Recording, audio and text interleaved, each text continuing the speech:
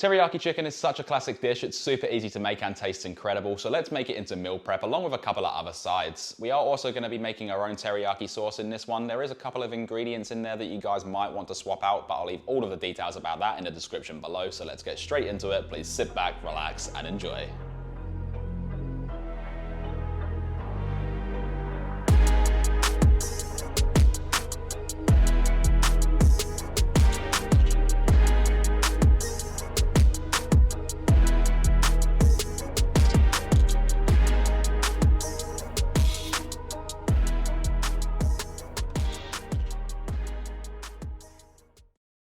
Alright, starting us off, let's get everything prepared, which is one of the most important steps when cooking. So here is 4 large bunches of bok choy, and with this, slice off the root, saving it for compost if you have one, and simply make even-sized slices to create medium to large-sized chunks, which can then be washed under cold water, and keep the stems and leaves separate as they'll cook at different times. Next is the green stems from 2 spring onions or scallions, which are optional and are only being used as a garnish, so if you're not bothered about them, it's not a worry. But if you did want to use them, thinly slice them either straight on or on a slight angle to create diamond or oval shaped pieces. These can also be placed in icy water once sliced, which will open them up a bit more and make them super crisp.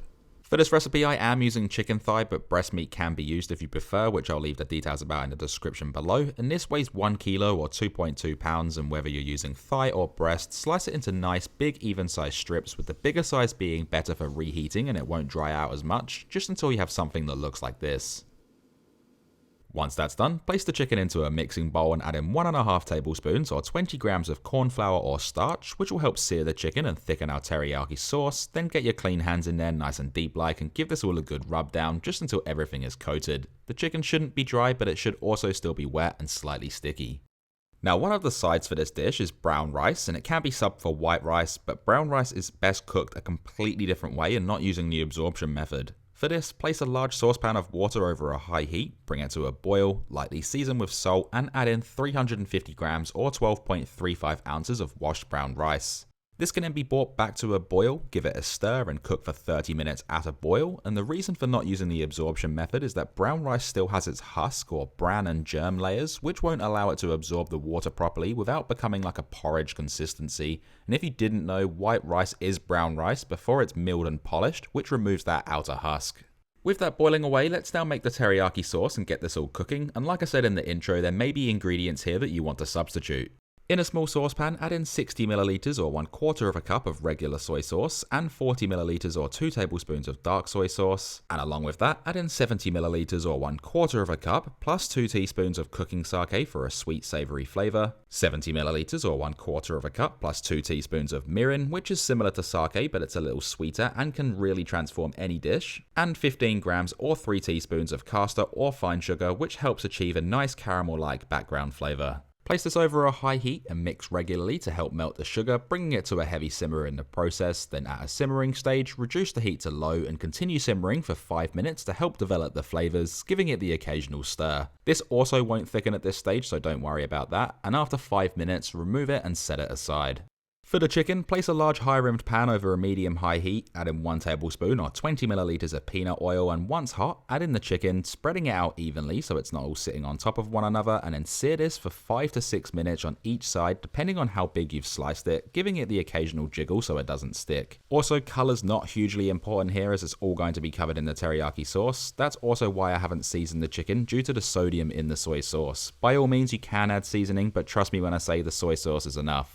After 10 minutes, let's pour over all of the teriyaki sauce, making sure not to waste any of this good stuff. Give it all a really good mix through, getting the chicken well coated and sauced up, then bring it to a boil, reduce the heat to low, and simmer whilst mixing regularly for 5 to 6 minutes or until the sauce is more of a glaze and is thick with 3 C's. Once that's all done and you have a pan full of absolute perfection, this can then be removed from the stovetop and set aside for the time being. Last but not least, the second side is bok choy, which can be substituted for any of your favourite vegetables but goes really well with the chicken and rice. To do this, place a pan over medium-high heat, add in 1 tablespoon or 20 milliliters of peanut oil, and once hot, add in the bok choy stems, leaving behind the leaves for later on, and saute this for 4 minutes, moving it around regularly to obtain a nice golden brown colour. You can also give it a little bit of a flick of the wrist, which is a very handy skill to have, and it makes mixing so much easier. Right about now, our rice has been boiling away for 30 minutes and is nice and soft with a slight bite to it. Let's remove it and drain it through a sieve, then place the saucepan back onto the stovetop but off the heat. Add the drained rice back in, making sure not to leave any behind. Place a lid on over the top and allow it to steam and finish cooking from its own heat for 10 minutes, then remove.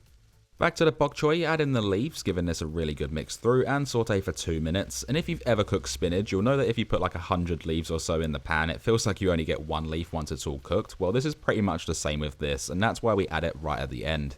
This can also be given a flick of the wrist, but be careful as there's a lot more in the pan this time. Then finally, add in 1 teaspoon or 5 milliliters of sesame oil and a pinch of sea salt flakes. Then give this one final mix, sauteing for 1 minute just to get the sesame flavor all over. Then this can be removed from the stovetop.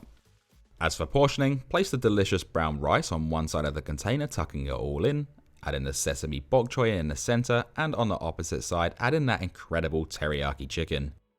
Be sure to spoon over any remaining teriyaki sauce, garnish with the spring onions or scallions if using, and there we have our delicious teriyaki chicken, brown rice and sesame bok choy. Once slightly cooled, place on the lids and store in the fridge for up to 4 days, but it is best to freeze, which can be done for up to 3 months. Reheating is simple as placing it into the microwave until hot, and for the best part, making this all worthwhile, we can then dig in.